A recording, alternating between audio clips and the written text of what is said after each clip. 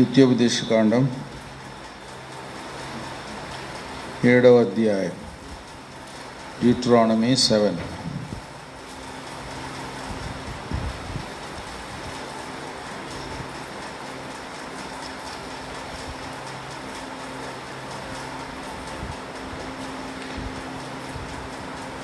నీవు స్వాధీనపరుచుకొనబోవు దేశములోనికి నీ దేవుడైన యెహోవా నిన్ను చేర్చి బహుజనములను అనగా సంఖ్యకును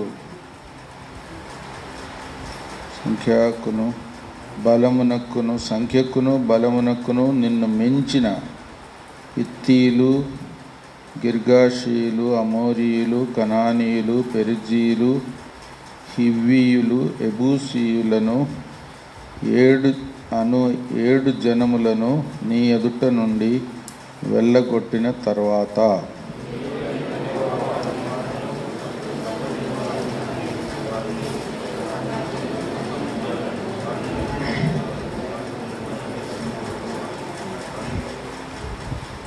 నీవు వారితో నియమందకూడదు. వాని కుమారునికి నీ కుమార్తెనియకూడదు.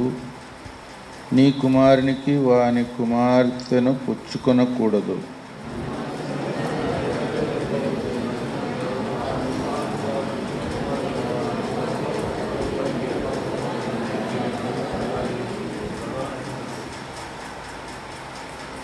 కావున మీరు వారికి చేయవలసినదేమనగా, వారి బలిపీఠములను పడద్రోసి, వారి విగ్రహములను పడగొట్టి, వారి దేవతా స్తంభములను నరికివేసి, వారి ప్రతిమలను అగ్నితో కాల్చవలెను.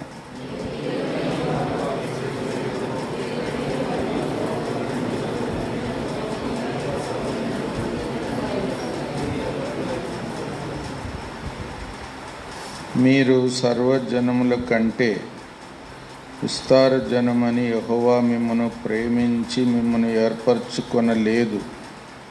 సమస్త జనముల కంటే మీరు లెక్కకు తక్కువే గదా.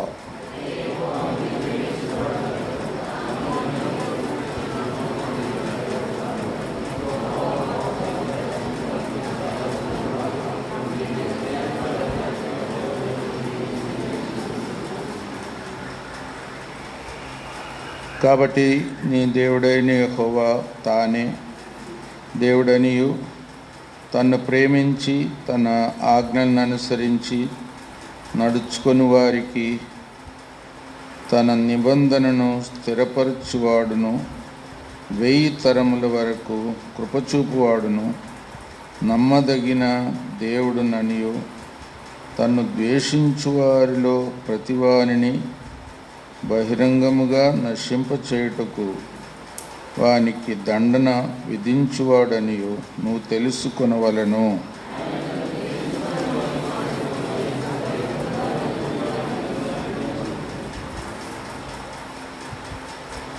కాబట్టి నేడు నేను నీకు ఆజ్ఞాపించు ధర్మము అనగా విధులను, కట్టడలను మీరు అనుసరించి నడుచుకొనవలెను.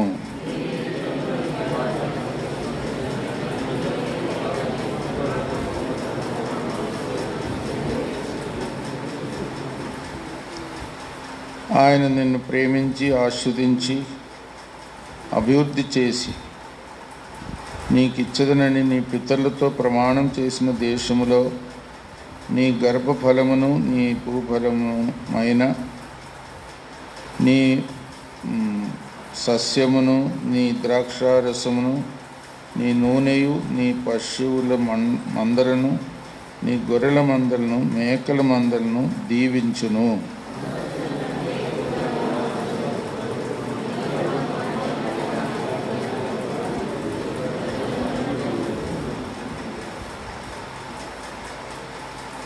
యెహోవా నీ యొద్ద నుండి సర్వరోగములను తొలగించి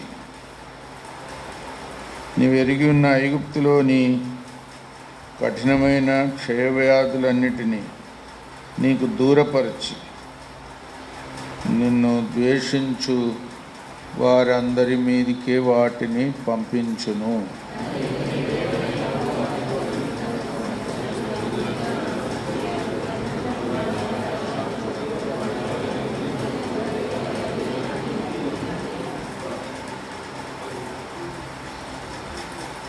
ఈ జనములు నాకంటే విస్తారముగా ఉన్నారు, నేను ఎట్లు వారిని వెళ్ళగొట్టగలనని నువ్వు అనుకొందువేమో. వారికి భయపడకుము.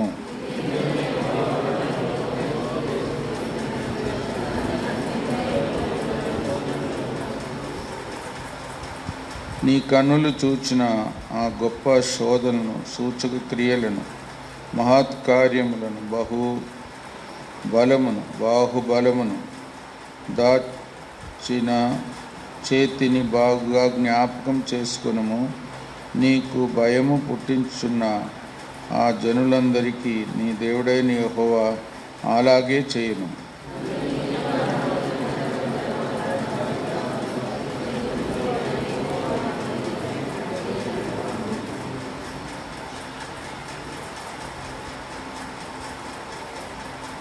వారిని చూచి జడియవద్దు. నీ దేవుడైన యెహోవా నీ మధ్య ఉన్నాడు. ఆయన భయంకరుడైన మహాదేవుడు.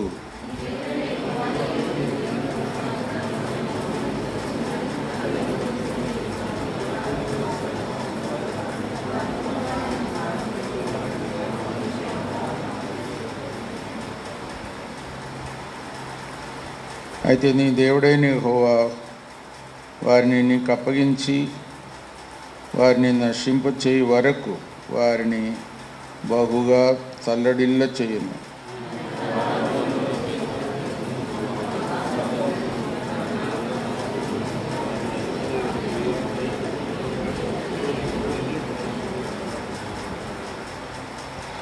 వారి దేవతల ప్రతిమలను మీరు అగ్ని చేత కాల్చివేయవలను. వాటి మీదనున్న వెండి బంగారములను అపేక్షింపకూడదు. నువ్వు దాని వలన చిక్కుబడుదువేమో కనుక దాన్ని తీసుకొనకూడదు. ఏలియనగా అది నీ దేవుడైన యెహోవాకు హేయము.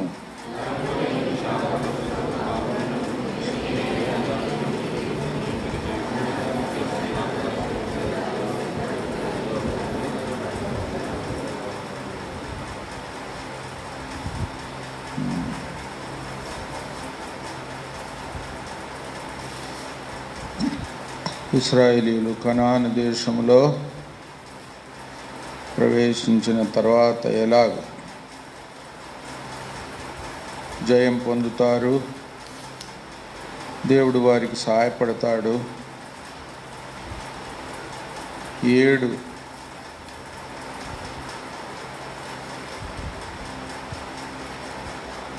7 దేశాలు. మొదటి వచనంలోనే వచ్చింది. హిత్తీయులు, గిర్గాషీయులు, అమోరీయులు, కనానీయులు, పెరిజీయులు, హివీయులు, యెబూసీయులు 7 జనములను నీ ఎదుట నుండి వెళ్ళగొట్టదు. కాబట్టి దేవుని ఉద్దేశం ఎంతో గొప్పది. వారిని పూర్తిగా నాశనం చేయాలి అంటాడు. వారి పిల్లలను కూడా మీ పిల్లలకి ఇవ్వకూడదు, మీ పిల్లలను వాళ్ళకు కూడా ఇవ్వకూడదు పెళ్లి చేసుకోవడానికి. వారి విగ్రహాలను కూడా పూర్తిగా నాశనం చేయాలి. ఆ విగ్రహాల్లో ఉన్న వెండి బంగారం కూడా ఆశించకూడదు. అది కూడా హేయం, దేవునికి హేయం. వారి పేరే పూర్తిగా తుడిపివేయబడాలి, జ్ఞాపకం కూడా లేకుండా. ఎన్ని హెచ్చరికలో చూడండి.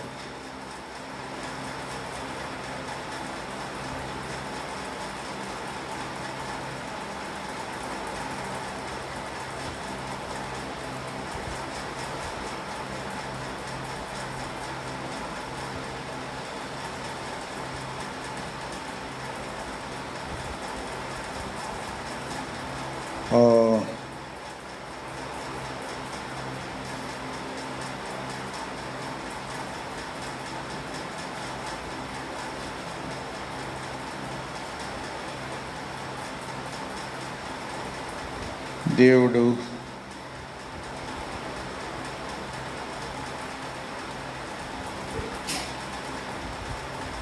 ఏ విధంగా వారిని నాశనం చేయాలని ఆజ్ఞ ఇచ్చాడు.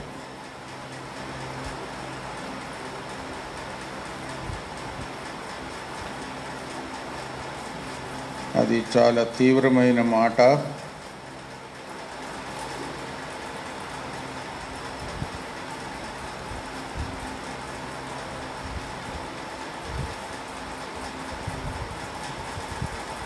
లేవియా కాండంలో ఒక మాట ఉంది, కనానీయులను ఎందుకు అలాగా నాశనం చేయమన్నాడు అనే దానికి ఒక కారణం. లేవియా కాండం 18:25 ఎవరన్నా చదవండి. లేవియా కాండం 18:25 చదవండి. ఆ దేశము అపవిత్రత కదా.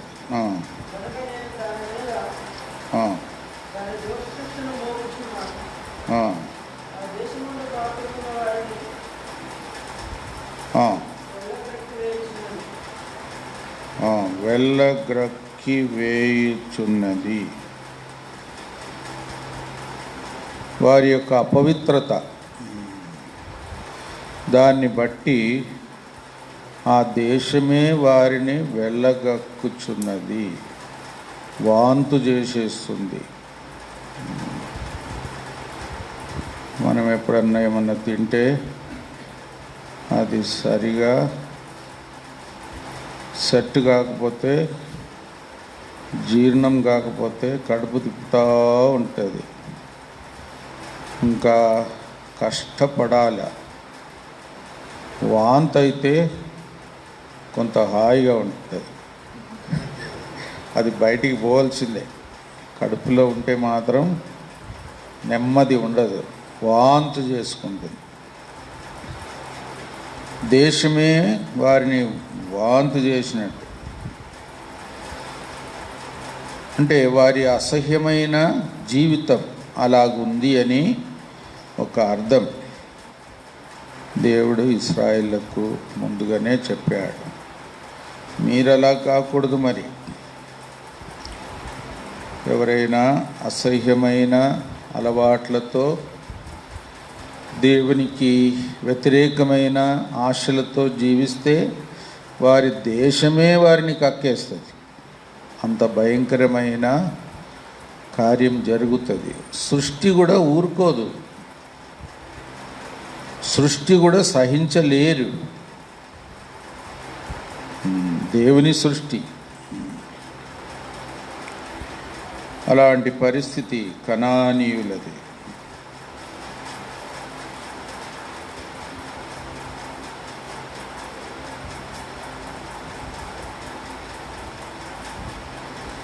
లోకస్తులు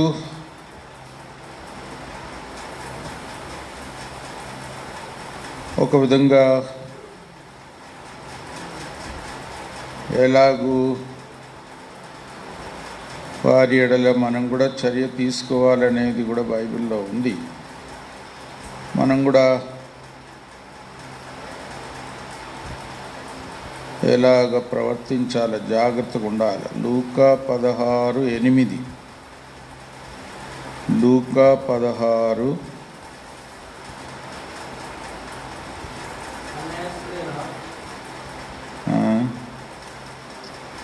లూకా 16 అందరి తీయని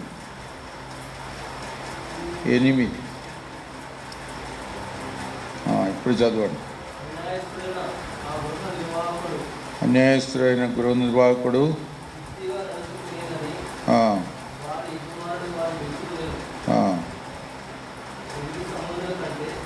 వెలుగు సంబంధుల కంటే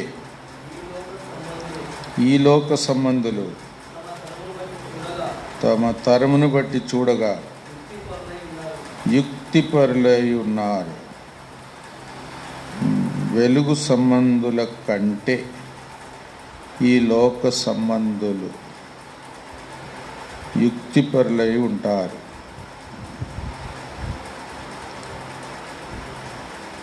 వాడి లోకానికి చెందినవారు వారి విషయం మనం కూడా జాగ్రత్తగా ఉండాలి.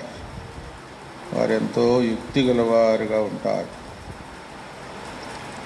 దేవుడు మనలను ఒక విధంగా బలహీనులుగా, అల్పులైన వారుగా, ఘనత లేనివారుగా, జ్ఞానం లేనివారుగా ఉన్నప్పటికీ ఏర్పరచుకున్నాడు. అది కూడా ఉంది.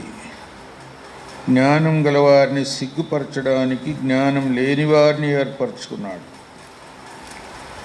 అలా కూడా ఉంది. కాబట్టి మన బలహీన స్థితిలో కూడా దేవుడు మనల్ని ఏర్పరచుకున్నది దేవుని ఉద్దేశం. అందుకే ఇశ్రాయేళ్ల కంటే కనానీయులు ఎంతో బలవంతులు, అయినా కూడా వారిని మీరు ఆక్రమించుకోవాలా, జయించాలా, నాశనం చేయాలా అంటాడు. మీకంటే బలవంతులు. తర్వాత సృష్టి కూడా లోకములో ఒకరోజు దేవుని కుమారులు ప్రత్యక్షమవుతారు అని కూడా ఎదురు చూస్తూ ఉంది. ఈ లోకస్తులు, అపవిత్రులు, అక్రమస్తులు, విగ్రహారాధికులు, వీరందరి భూమి మీద ఉండేది దేవునికి అంత సంతోషం కాదు. సృష్టి కూడా అంత సంతోషించదు. దేవుని కుమారులు ప్రత్యక్షత కొరకు సృష్టి మిగిల చెప్పండి ఎదురు చూచుచున్నది. రోమా 8:19. రోమా 8:19 చదవండి. దేవుని కుమారుల ప్రత్యక్షత కొరకు సృష్టి మిగుల ఆశతో తేరి చూచుచు కనిపెట్టుచున్నది. సృష్టి కూడా అంతే, దేవుడు కూడా అంతే. దేవుని ప్రజలు కూడా అలాంటి గ్రహింపుతోనే ఉండాలి. కాబట్టి దేవుని ఉద్దేశం లోకములో ఉండే అపవిత్రులను, లోబడిని వారిని, అన్యాయస్తులను సహించలేడు. వారందరికీ తీర్పు ఉంటుంది, నాశనమే ఉంటుంది. ఎవరైనా మనసు మార్చుకొని ప్రభువును నమ్మి పరిశుద్ధులై దేవుని ప్రజలై కొద్దిమంది అయినా సరే వారికే ఒకరోజు లోకము కూడా 1000 సంవత్సరాలు ప్రభుతో పరిపాలించే ధన్యత కూడా ఇస్తాడు. సృష్టిని కూడా దాని కొరకు ఎదురు చూచేటట్టు కూడా పెట్టాడు. ఎంతైనా ఇశ్రాయేల్ ప్రజలు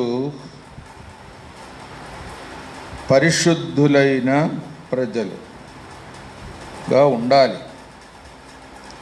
దేవుడు పరిశుద్ధుడు, నేను పరిశుద్ధుడను గనుక మీరును పరిశుద్ధులై ఉండుడి. ప్రభు యొక్క ఆజ్ఞ అది. పరిశుద్ధతనే దేవుడు ఎదురు చూచేది ముఖ్యంగా. అది తప్పకుండా ఉండాలి.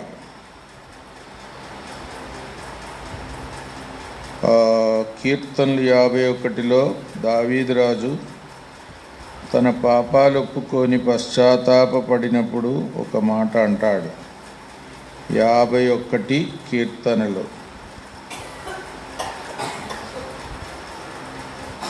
6వ వచనం చదవండి. నీవు అంతరంగములో సత్యము కోరుచున్నావు,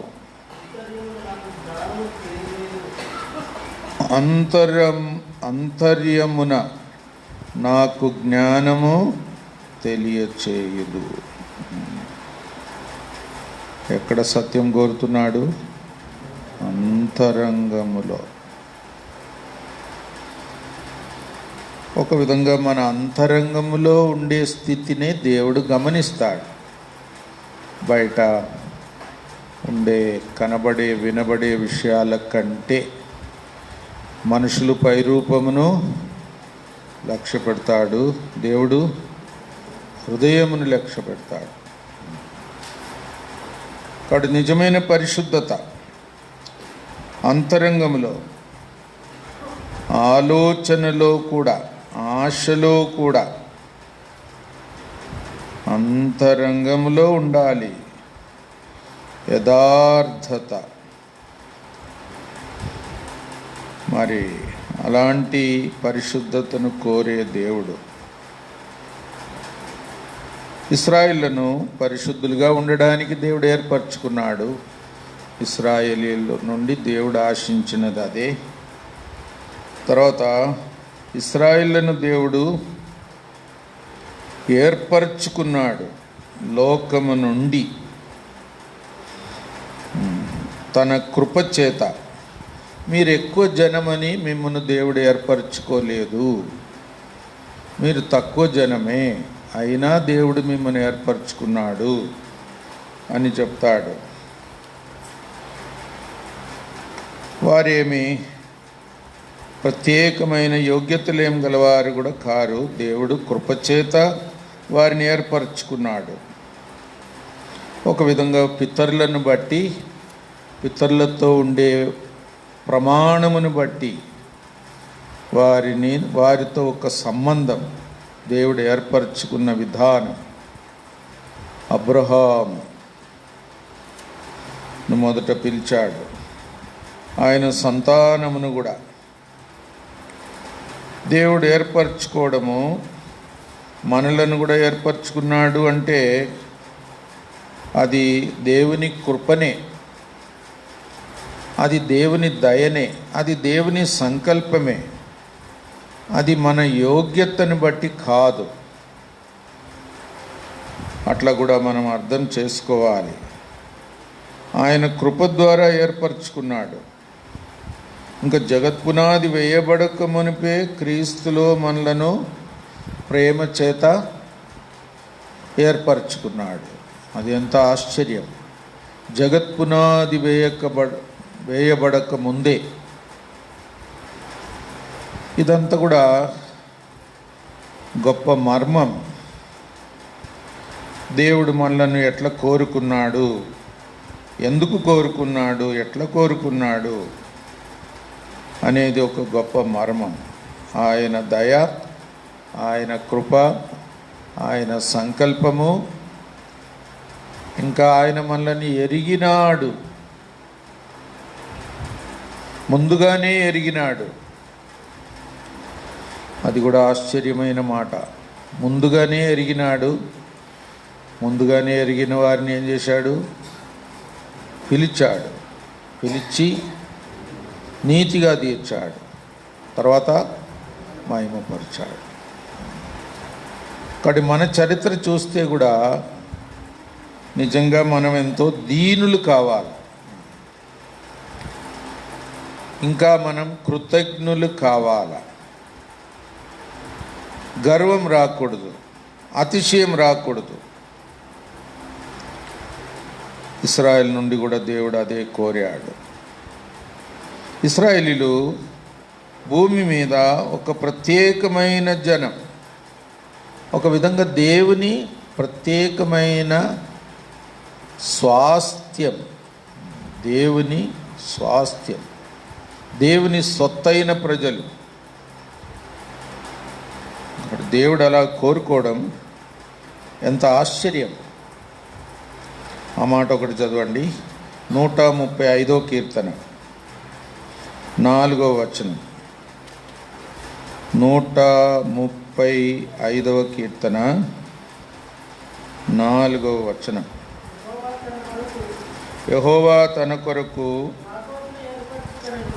యాకోబును ఏర్పరచుకొనెను. చూడండి, తనకు స్వకీయ ధనముగా ఇశ్రాయేలును ఏర్పరచుకొనెను. ఇంత గొప్ప దేవుడు ఇంత ఐశ్వర్యవంతుడైన దేవుడు, సర్వాధికారి అయిన దేవుడు, సమస్తమును కలిగిన దేవుడు పోయి మనలను తనకు స్వాస్థ్యముగా కోరుకోవడం ఆశ్చర్యంగా లేదా? ఎవరో దూతల్ని కోరుకున్నాడంటే బాగానే ఉంటుంది. దూతల్ని చూస్తేనే అరే వీళ్ళు ఎంత మంచిగా ఉన్నారు, ఎంత బలంగా ఉన్నారు, ఎంత పరిశుద్ధంగా ఉన్నారు, ఎంత ప్రకాశిస్తున్నారు అని కోరవచ్చు. మనల్ని చూస్తే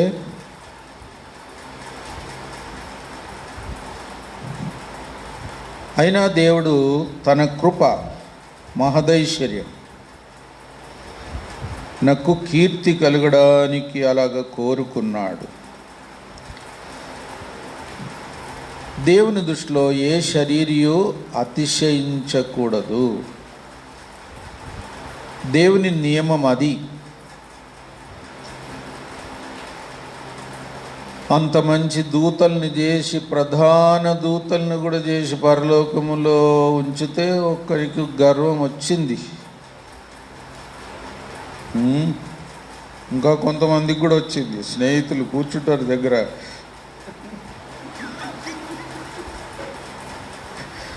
అందరు కలిసి దేవునికి విరోధంగా ఆలోచించి పడద్రోయబడ్డారు. అంత మంచిగా చేశారే దేవుడు, అంత గొప్ప స్థానం ఇచ్చారే, అంత మహిమ ఇచ్చారే, అంత అధికారం ఇచ్చారే, సరిపోలేదే. ఇప్పుడు దేవుడు ఏం చేయాలా? అల్పులైన, పడిపోయిన, పతనమైన వారిని తన కుమారుని ద్వారా, వారిని జ్ఞానము కృప ద్వారా ఏర్పరచుకొని, వారిలో పరిశుద్ధాత్మ ద్వారా కుమారుని స్వభావం ఇచ్చి, కుమారుని యొక్క మరి గుణలక్షణాలతో నింపి, ఇంకెన్నడూ అతిశయించకుండా, దేవునికి విరోధమైన ఆలోచన కూడా లేకుండా దీనులుగా, కృతజ్ఞులుగా, రుణస్థులుగా కృపచేత ఏర్పరచుకొని ఇప్పుడు సిద్ధపరుస్తున్నాడు. వారే నాకు స్వాస్థ్యం అంటున్నాడు. కాబట్టి దేవుని ఉద్దేశం గొప్పది. ఎంత మంచోళ్ళని పెట్టినా డౌటే. ఇక చెడ్డోళ్ళని ఎట్లయినా మంచిగా చేసి పెట్టడమే మంచిది. దేవుని నిత్య సంకల్పం. అందుకే దేవుడు మనల్ని ఏర్పరచుకున్నాడు. బలహీనులను, పాపులను, పడిపోయిన వారిని, ఏ యోగ్యత లేని వారిని, ఏ ఘనత లేని వారిని ఏర్పరచుకున్నాడు.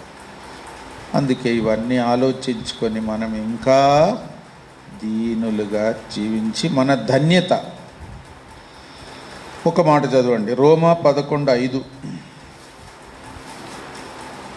రోమా 11:5. అలాగనే అప్పటి కాలమందు సైతము కృప యొక్క ఏర్పాటు చొప్పున శేషం మిగిలి ఉన్నది. కృపచేతనే కదా, క్రియల మూలమైనది కాదు.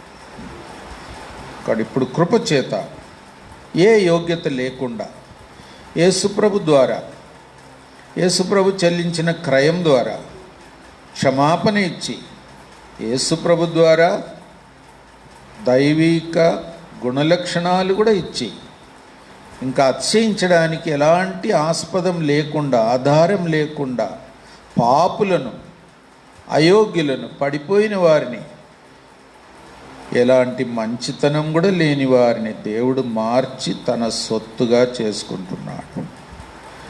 ఇక్కడ ఇశ్రాయేలును ఏర్పరచుకున్న విధానం ఒక విధంగా మనలను కూడా నిజమైన ఇశ్రాయేలుతో కూడా చేర్చడానికి ప్రభు రక్షణ, వారికి కూడా రక్షణ యేసు ప్రభు ద్వారా ఇచ్చి దేవుని సొత్తైన ప్రజలుగా చేసుకున్నాడు. లోకమంతటిలో కూడా ఇశ్రాయేలీయులే గొప్పవారుగా ఉంటారు. పై స్థానములో ఉంటారు, విలువైన వారుగా ఉంటారు, దేవుని సొత్తైన ప్రజలుగా ఉంటారు, అధికారులుగా ఉంటారు, ఏలుతారు. ఒకటి అది కూడా గొప్ప మాట.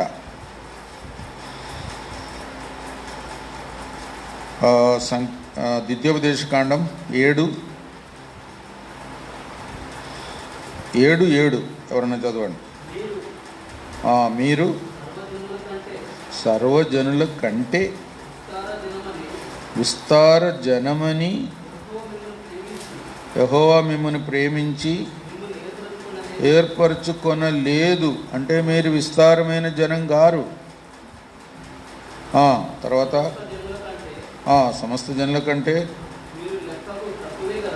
మీరు తక్కువే కదా. 8 అయితే యెహోవా మిమ్మును ప్రేమించువాడు గనుక. సరే, దేవుని ప్రేమ అదే ముఖ్యమైన కారణం. శాశ్వతమైన ప్రేమతో నేను మిమ్మను ప్రేమించున్నాను. తర్వాత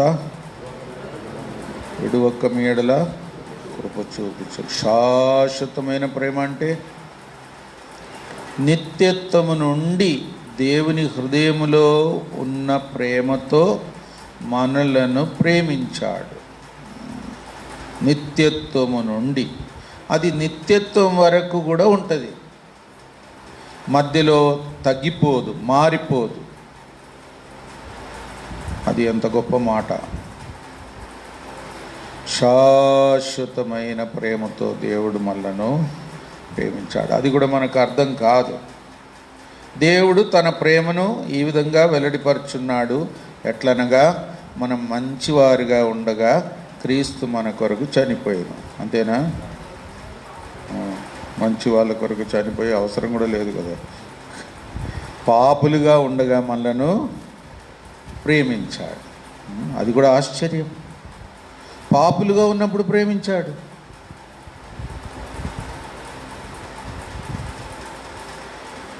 భక్తిహీనులుగా ఉన్నప్పుడు, శత్రువులుగా ఉన్నప్పుడు ప్రేమించాడు అని కూడా చదువుతున్నాము. ప్రేమ చేత మనలను, మన పాపముల నుండి ఆయన మనలను విడిపించి మనలను తండ్రి అయిన దేవునికి ఒక రాజ్యముగాను యాజకులుగాను చేశాను. ఇంగ్లీష్లో రాజులుగా అని ఉంది, తెలుగులో రాజ్యముగా అని ఉంది, కానీ ఇంగ్లీష్లో రాజులుగా. రెఫరెన్స్ చెప్పండి పీటర్, ఇప్పుడు చెప్పిన మాటలకు రెఫరెన్స్. రాజులుగా చేశాను కాదు, ప్రకటన.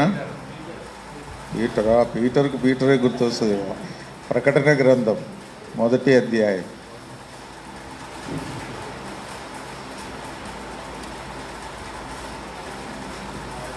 5-6 చదవండి.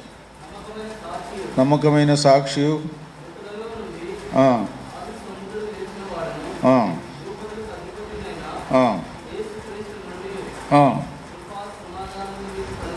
కలుగునుగాక, మనల్ని ప్రేమించుచు తన రక్తం వలన మన పాపముల నుండి విడిపించిన వానికి మహిమయు ప్రభావమును యుగయుగములు కలుగునుగాక. ఆమేన్. ఆయన మనలను తండ్రి అయిన దేవునికి ఒక రాజ్యముగాను, ఇంగ్లీష్లో రాజులుగాను, ఇంకా యాజకులుగాను చేసెను. ఎంత గొప్ప ప్రేమ. మొదట ప్రేమించాడు, తర్వాత రక్తముతో విమోచించాడు, కడిగాడు, తర్వాత రాజులుగాను యాజకులుగాను చేశాడు. కాబట్టి దేవుని ప్రేమ ఎంతో గొప్పది. దేవుడు నన్ను ఇంతగా ప్రేమించాడా అని ఆశ్చర్యపోవాలి.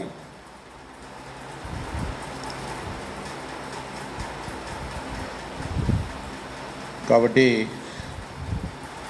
పౌలు కూడా తన వ్యక్తిగతమైన సాక్ష్యము చెప్పేటప్పుడు ఏమంటాడు? నన్ను ప్రేమించి చెప్పండి, నా కొరకు తన్ను తాను అప్పగించుకొనిన దేవుని కుమారుని అందలి విశ్వాసమూలముగా జీవించున్నాను. నన్ను ప్రేమించి, ఆ మాట చూడండి, మీరే ఊహించండి. యేసు ప్రభు మన ఒక్కొక్కరిని అంతగా ప్రేమించి మన కొరకు తన్ను తానే అప్పగించుకున్నాడు. తననే, తనకున్నది అప్పగించడమే గొప్ప, తననే అప్పగించుకున్నాడు. అందుకే పౌలు గొప్ప సమర్పణ చేసుకున్నాడు. కృతజ్ఞత, ఆ రుణం మనం తీర్చలేని రుణం, మనం గ్రహించలేని గొప్ప ప్రేమ. అది శాశ్వతమైన ప్రేమ. మనలో ఎన్నో బలహీనతలు ఉన్నా కూడా, తప్పిదములున్నా, దేవుడు మనలను ఏర్పరచుకోవడానికి ఇంత గొప్ప ప్రేమ, అంతేకాదు ఇంత గొప్ప ఉద్దేశం కూడా కలిగి ప్రేమించాడు. అందుకే మనం ఆశ్చర్యపోయి సాగిలపడాలి.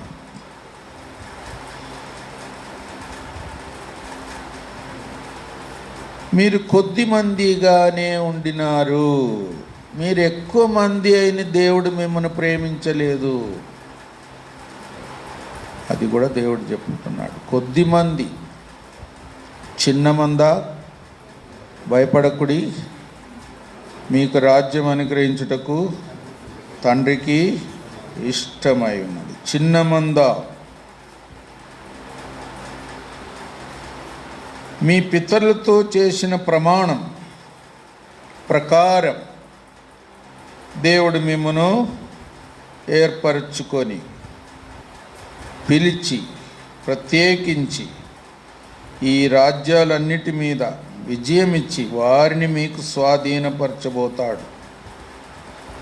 పితరులతో చేసిన నిబంధన.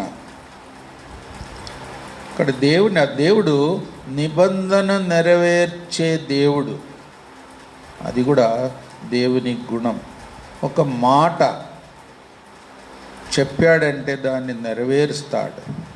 మాట చెప్పి చెయ్యకుండా ఉండుటకు దేవుడు మానవుడు కాడు.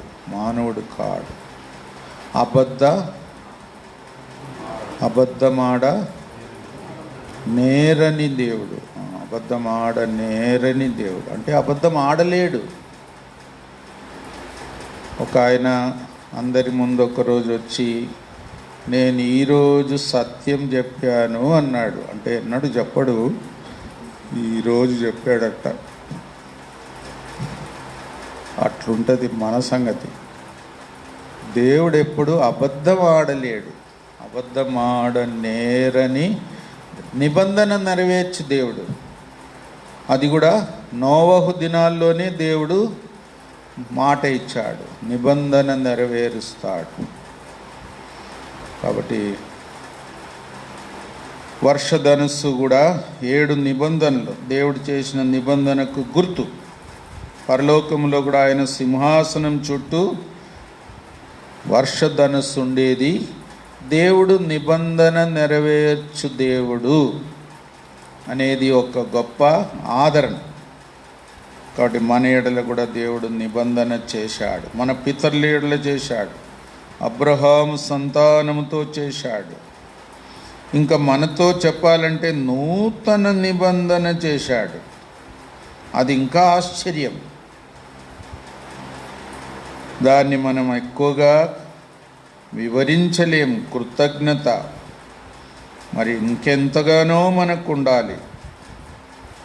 నూతన నిబంధన. ప్రభు అన్నాడు కదా, ఇది నా రక్తము, నూతన నిబంధన రక్తం. యేసు ప్రభు అట్లా అన్నాడు, నూతన నిబంధన రక్తం. ఇప్పుడు యేసు ప్రభు రక్తం ద్వారా దేవుడు మనతో క్రొత్త నిబంధన చేశాడు. అంతేకాదు శ్రేష్టమైన నిబంధన చేశాడు. తర్వాత నిత్యమైన నిబంధన చేశాడు. పాత నిబంధనలో ఉండే నిబంధనలన్నిటికంటే ఒక ఉత్తమమైన, నిలిచే, శాశ్వతంగా ఉండే ఒక నిబంధన మనతో చేశాడు. కాబట్టి దానికి మనం ఎంతో కృతజ్ఞులై ఉండాలి. ఆ మాట చదవండి. హెబ్రీ 8. దేవుడు చేసిన నూతన నిబంధన. అందుకే మనం నిలబడి ఉన్నాం, నిలబడతాం. దేవుడు మన ఎడల ఒక బాధ్యత తీసుకున్నాడు. తన కుమారుని రక్తము ద్వారా 8:8 చదవండి.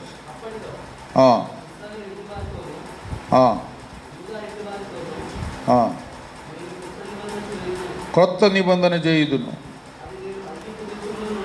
ఐగుప్తు దేశంలో నుండి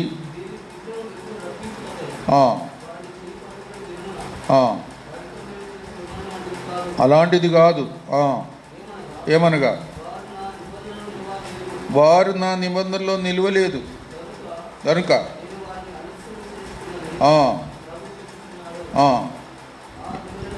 ఆ దినములైన తర్వాత ఇశ్రాయేలు ఇంటి వారితో నేను చేయబో నిబంధన ఏదనగా వారి మనస్సులో నా ధర్మ విధులను ఉంచెదను, వారి హృదయముల మీద వాటిని రాయుదును, నేను వారికి దేవుడనే ఉందును, వారు నాకు ప్రజలై ఉందురు.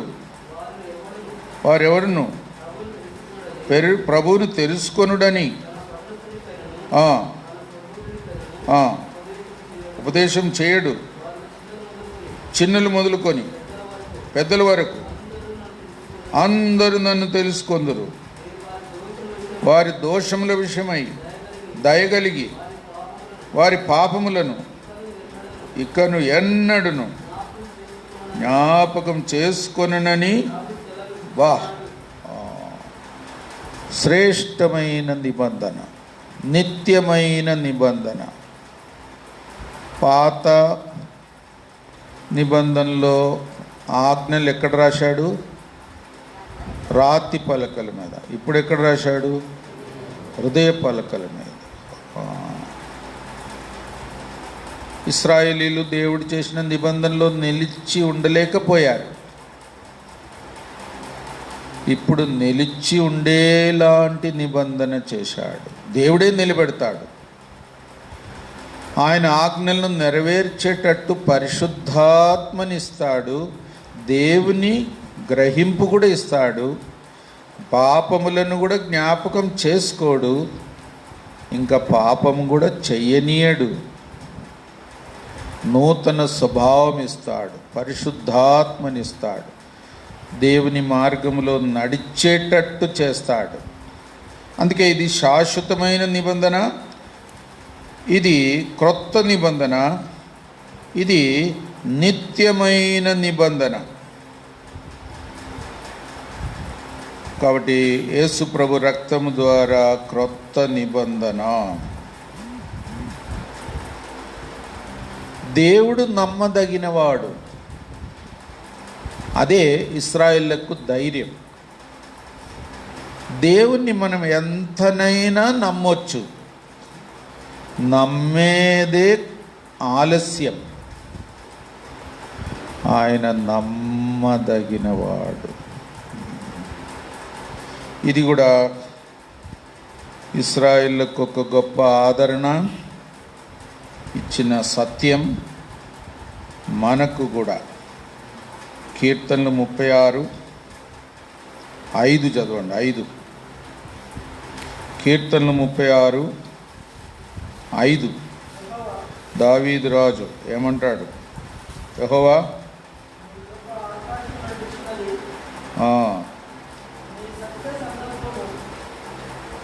నీ సత్యసంధత్వము అంటే నమ్మకత్వం, అంతరిక్షము అంటుచున్నది. దేవుని నమ్మకత్వము అంతరిక్షమును అంటుచున్నది, ఆకాశమును అంటుచున్నది. దేవుడు నిజంగా ఎంత నమ్మదగినవాడు అనేది మన జీవితంలో ఆధారంగా పెట్టుకొని ఆయన నమ్మకత్వం మీద ఆధారపడి మనం జీవించడం ఒక గొప్ప ధైర్యం. నువ్వు ఎంతైనా నమ్మదగిన వాడో. ఎవరన్నారు? ఇర్మియా విలాప వాక్యములో అన్నాడు, నువ్వు ఎంతైనా నమ్మదగిన వాడో. ఇంగ్లీష్లో ఇంకా బాగుంది, గ్రేట్ ఈజ్ దై ఫెయిత్ఫుల్నెస్. నీ నమ్మకత్వము ఎంతో గొప్పది. ఇంగ్లీష్లో అట్లా ఉంది. సరే, దేవుడు నమ్మదగినవాడు అనేది మన జీవితంలో ఒక గొప్ప ఆదరణ. ఇంకా చెప్పాలంటే యేసు ప్రభువారు నమ్మదగిన ప్రధాన యాజకుడు అని కూడా ఉంది. అంటే మన కొరకు విజ్ఞాపన చేయడానికి యేసు ప్రభువారు ఇప్పుడు నమ్మదగిన ప్రధాన యాజకుడు. అంటే మన అవసరతలు, పరిస్థితులు అన్నీ యేసు ప్రభువారికి తెలుసు. మనం పోయే పరిస్థితిలో నుండి, శోధనలో నుండి యేసు ప్రభువారు ఇప్పటికే పోయాడు. పోయి ఆ శోధనలన్నిటిని జయించాడు. కాబట్టి ఇప్పుడు మనం ఏ అవసరతలో ఉన్నామో, ఏ కొరతలో ఉన్నామో, శత్రువు మనల్ని ఎలాగా ఎదుర్కొంటున్నాడో ఇవన్నీ యేసు ప్రభువుకు తెలుసు గనక ఆయనకు అనుభవంతో ఉన్న ప్రధాన యాజకుడు మనకు సహాయపడగడానికి నమ్మదగినవాడు, నమ్మదగిన ప్రధాన యాజకుడు. అందుకే ఏ శోధనైనా ప్రభువుకు చెప్తే చాలు, ప్రభు మీద ఆధారపడితే చాలు. ప్రభు మనకు నమ్మదగిన ప్రధాన యాజకుడుగా ఉన్నాడు. అది కూడా మనం మర్చిపోవద్దు. ఇంకో మాట, అద్భుతకరమైన మాట ఉంది, మనం నమ్మదగని వారమైనప్పటికీ ఆయన నమ్మదం. ఆ మాట చదవండి. 2 తిమోతి 2వ అధ్యాయం 2 తిమోతి 2వ అధ్యాయం 13. మనము నమ్మదగని వారమైనను ఆయన నమ్మదగినవాడుగా ఉండును. ఆయన తన స్వభావమునకు విరోధంగా ఏదీ చేయలేడు. ఎంత ఆశ్చర్యం! కొన్నిసార్లు మనం తప్పిపోతాం, దేవుడు తప్పిపోడు. మనం నమ్మకస్తులుగా ఉండాలనుకున్నా కొన్నిసార్లు ఉండలేకపోతాం. మన స్తోమత సరిపోదు. కానీ దేవుడు నమ్మదగిన వాడుగానే ఉంటాడు. అందుకే పౌలు కూడా ఒక చోట ఏమన్నాడు, నన్ను నమ్మదగిన వాడుగా దేవుడు ఎంచినాడు. ఒక విధంగా దేవుడు నమ్మదగిన వాడుగా పౌలును బలపరిచి నిలబెట్టి కొరతలు కూడా తీర్చి మరలా తప్పిదమేం చెయ్యకుండా, మోసములో పడిపోకుండా తన మనసు కూడా స్థిరంగా ఉంచి నిలబెట్టుకొని వాడుకున్నాడు. నమ్మదగిన వాడుగా ఎంచినాడు. ఆ మాట ఎక్కడుంది? 1 తిమోతి 12వ అధ్యాయమా 1:12. చదవండి. పూర్వము దూషకుడను హింసకుడను పరిచర్యకు నియమించి నమ్మకమైన వానిగా ఎంచినందుకు, చూడండి, నమ్మకమైన వానిగా ఎంచినందుకు అంటే అర్థం ఏంటి?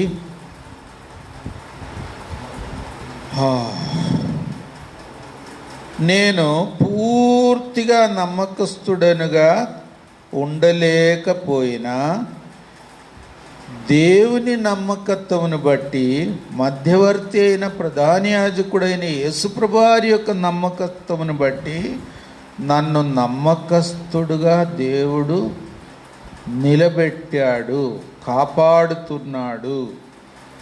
నేను సొంతగా నమ్మకస్తుడుగా ఉన్నానని కూడా చెప్పలేక ఆయనే నన్ను నమ్మకస్తుడుగా ఉండేటట్టు చేస్తున్నాడు, చేశాడు. ఇష్టపడితే చేస్తాడు. మనం అపనమ్మకంగా ఉండడానికి కూడా పర్వాలేదు అని అనుకుంటే పర్వాలేదు అన్నట్టే ఉంటాం. మనకు ఉండాలి ఆ రోషం. దేవుడు పౌలును నమ్మకస్తుడుగా ఎంచాడు. మనకు కూడా ఆశ ఉండాలి. అది గొప్ప ఆధిక్యత. దేవుడు నమ్మకస్తుడు, అది మనకు ధైర్యం. ఆయనను పూర్తిగా మనం నమ్మవచ్చు. ద్వితీయోపదేశకాండం 7:13 చదవండి.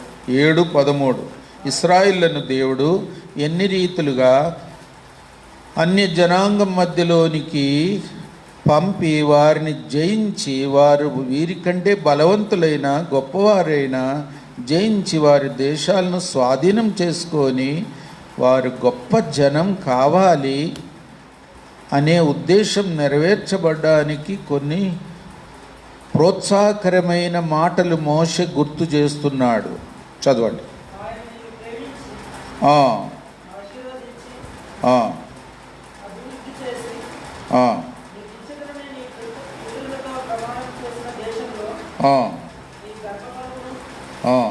ఆశీర్వదించి, అక్కడ ఒక్క మాట, దేవుని ఆశీర్వాదం ఐశ్వర్యం ఇచ్చును, మనుషుల నరుల కష్టం చేత అది ఎక్కువ కాదు అని తెలుగులో ఉంది కదా. ఇంగ్లీష్లో ఏముందంటే దానితో దేవుడు దుఃఖము చేర్చడు. ఎంత మంచి మాట. యెహోవా ఆశీర్వాదం ఐశ్వర్యం ఇచ్చును. ఒక విధంగా మన కష్టం కూడా కాదు అభివృద్ధి చెందడానికి. దేవుడే తన ఆత్మ ద్వారా కార్యం చేస్తాడు. దేవుని ఆశీర్వాదం పొందిన వారిని దేవుడే అభివృద్ధి పరుస్తుంటాడు. దానికి ఎవరు అడ్డు లేరు. దానితో దేవుడు దుఃఖము కూడా చేర్చడు అంటే అది ఎంత గొప్ప మాట. కాబట్టి అలా చదవండి, ఆ మాట చదవండి. సామెతలు 10:22 ఇంగ్లీష్లో కూడా చదవాలా, తెలుగులో కూడా చదవాలా? సామెతలు 10:22 యెహోవా ఆశీర్వాదం ఐశ్వర్యం ఇచ్చును, నరుల కష్టం చేత ఆ ఆశీర్వాదం ఎక్కువ కాదు, నరుల కష్టం చేత ఎక్కువ కాదు, దేవుని సన్నిధితో, దేవుని ఆత్మ కార్యముతో, దేవుని సహాయంతో ఎక్కువ అవుతుంది. English, blessing of the Lord makes rich, he adds no sorrow with it. చూడండి, దుఃఖము చేర్చడు, దుఃఖము చేర్చాడు. ఎంత గొప్ప మాట. అందుకే దేవుని ఆశీర్వాదం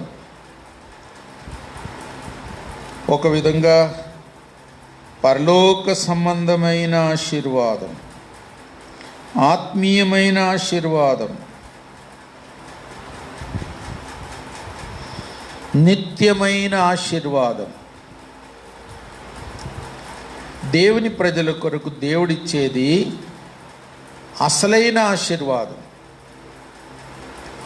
లోకస్తులకు ఇచ్చేది తాత్కాలికమైన, కొద్ది కాలం ఉండే ఏదో ఆశీర్వాదం అని చెప్పుకోవడానికి ఏదో పైన ఆశీర్వాదం.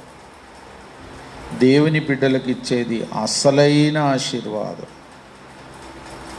ఆత్మీయ ఆశీర్వాదం. అందుకే అలా కూడా మనం గుర్తించాల. ఏదో లోక సంబంధమైన అభివృద్ధి, ఆశీర్వాదం అనుకోవద్దు. కొంతమంది ఎట్లుంటారంటే, కొంచెం లావు అయినారంటే దేవుడు నన్ను దీవించాడు అంటారు. వాళ్ళు లావు అయినాక ఎంత కష్టమో అప్పుడు సన్నబడాలా అంటారు. ఇప్పుడు సన్నబడేదే ఆశీర్వాదం అంటారు తర్వాత. అట్లా లోకరీతిగా ఉండేది ఏదైనా సరే నిజమైన ఆశీర్వాదం కాదు. అది మన మనసులో స్థిరపడిపోవాలి. ఆరోగ్యం కానీ, డబ్బు కానీ, ఆస్తులు కానీ, మనుషుల ముందు ఏదైనా స్థానం కానీ, గౌరవం కానీ, ఏదైనా సరే ఇది ఆశీర్వాదం కాదు. ఆ నిజమైన ఆశీర్వాదమే మనకు ధన్యత ఇస్తుంది. ఆత్మీయ ఆశీర్వాదం. మన ఆత్మీయ జీవితం వర్ధిల్లాల, దేవుని సన్నిధిలో మనము వర్ధిల్లాల, దేవునితో ఉండే సహవాసములో బలపడాల.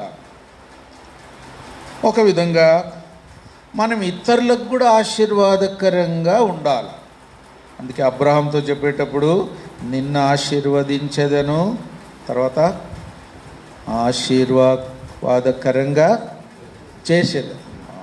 సరే చూడండి, ఒక విధంగా నేను ఎల్లప్పుడూ చెప్తా ఉంటాను, ఆశీర్వదించబడేదానికంటే ఆశీర్వాదకరంగా ఉండేది రెండంతల ఆశీర్వాదం.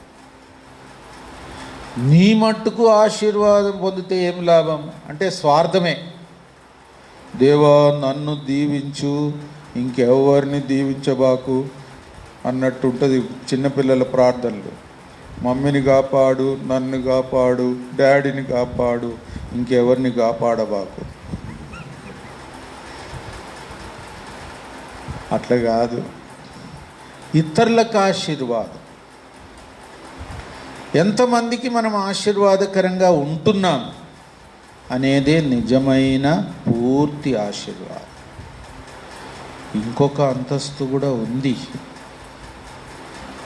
అది కూడా చదవండి. హెబ్రీ 7:7. హెబ్రీ 7:7. తక్కువవాడు ఎక్కువవాని చేత ఆశీర్వదింపబడును అను మాట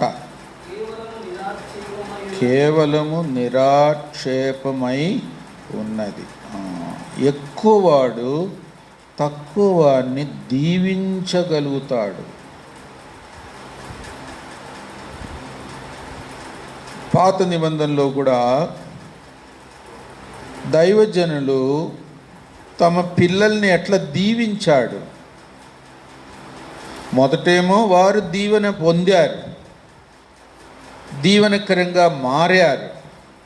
చివరి దశ వచ్చేసరికి వాళ్ళు ఏ స్థితిలో వచ్చారంటే వాళ్ళే పిల్లల్ని పిలిచి దీవిస్తున్నారు.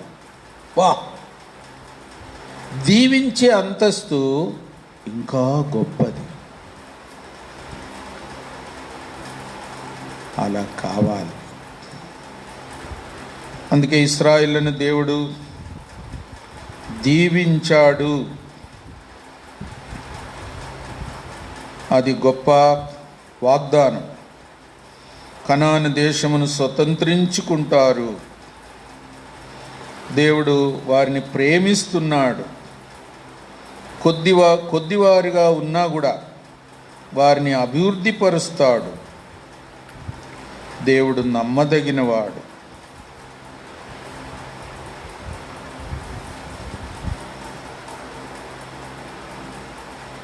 దేవుడు వారిని అభివృద్ధి పరుస్తాడు,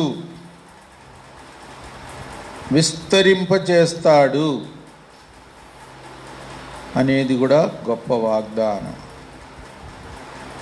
మనం ఎల్లప్పుడూ అభివృద్ధి చెందాలి. సంఘం కూడా ఎల్లప్పుడూ అభివృద్ధి చెందాలి. అది దేవుని వాగ్దానం. కాబట్టి అపోస్తుల కార్యములో కూడా ఎన్నో శ్రమలు ఉన్నప్పటికీ, ఎన్నో ఎదిరింపులు ఉన్నప్పటికీ సంఘాలు అభివృద్ధి చెందుతూ వచ్చింది. విశ్వాసులు చేర్చబడుతూ వచ్చారు కొత్తగా ప్రతి దినం. కాబట్టి అది కూడా మనము ఒక వాగ్దానంగా చేపట్టవచ్చు. సంఘం అభివృద్ధి కావాలి, ఆత్మీయంగా అభివృద్ధి కావాలి, అనేకులు రక్షణ పొందాలి. అది దేవుని ఉద్దేశమే. దేవుడు మనలను అభివృద్ధి చెందమంటున్నాడు. కాబట్టి అది కూడా దేవుని వాగ్దానం. తర్వాత కనానీయులను పూర్తిగా నాశనం చేయమన్నాడు. వారి విగ్రహాలు కానీ, వారి విగ్రహాల్లో ఉండే వస్తువులు కానీ, వెండి బంగారం కానీ ఏది తీసుకోకూడదు. తర్వాత వారి పేరు కూడా లేకుండా చేయాల, ఒక్కరిని కూడా బ్రతకనీయకూడదు, పశువులు తప్ప. అట్లా దేవుడు ఖచ్చితంగా చెప్తాడు. మనకు కూడా అది గొప్ప హెచ్చరిక. పరలోక రాజ్యములో నిషిద్ధమైనది, చెప్పండి, అబద్ధమైనది ఏముంది చదవండి. ఏమంటే ఏది ఉండకూడదు, ఉండదు కూడా. 21:27 ప్రకటన 21:27 చదవండి.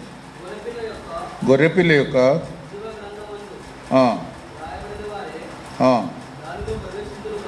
కానీ నిషిద్ధమైనది ఏదైనను, అసహ్యమైనది ఏదైనా, అబద్ధమైనది జరిగించువాడైనను దానిలోనికి ప్రవేశింపాలి. ఇంకో స్థలంలో కూడా ఉంది, శాపగ్రస్తమైనది కూడా ఏది ఉండదు. పూర్తిగా నాశనం. ఈ లోకముతో పాటు పాపం, అబద్ధం జరిగించువారు కూడా పరలోక రాజ్యములో ఉండరాదు. పూర్తిగా నూతన సృష్టి, నీతిగల రాజ్యముగా ఉండబోతుంది. దేవుడు సమస్తమును నాశనం చేస్తాడు.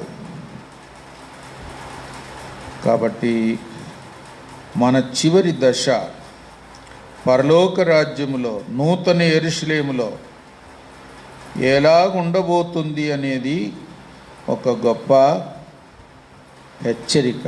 పరిపూర్ణమైన, అబద్ధమైనది, నిషిద్ధమైనది, అసహ్యమైనది, ఈ లోక సంబంధమైన శాపగ్రస్తమైనది ఏది అక్కడ ఉండదు. ఎంత గొప్ప పరిపూర్ణమైన స్థితి నూతన యెరూషలేము. అది ఇశ్రాయేలుకి ఇచ్చిన హెచ్చరిక ద్వారా మనం కూడా గుర్తు చేసుకోవాలి. కాబట్టి మనం కూడా ప్రభు రాకడ కొరకు, ప్రభు రాజ్యం కొరకు ఎంతగా సిద్ధపడాలి, ఎంత యథార్థంగా జీవించాలి. ప్రభు రాకడలో ఎంత నిర్దోషులుగా జీవించాలి, నిందారహితులుగా జీవించాలి. ఈ లోక సంబంధమైన మాలిన్యం ఏది ఉండకూడదు. వాటన్నిటినీ నాశనం చేయమన్నాడు. కనాను దేశస్థులకు సంబంధించిన విగ్రహారాధన, అపవిత్రత సమస్తమును పూర్తిగా నాశనం చేయాలి. దేవుడు సహాయపడునుగాక.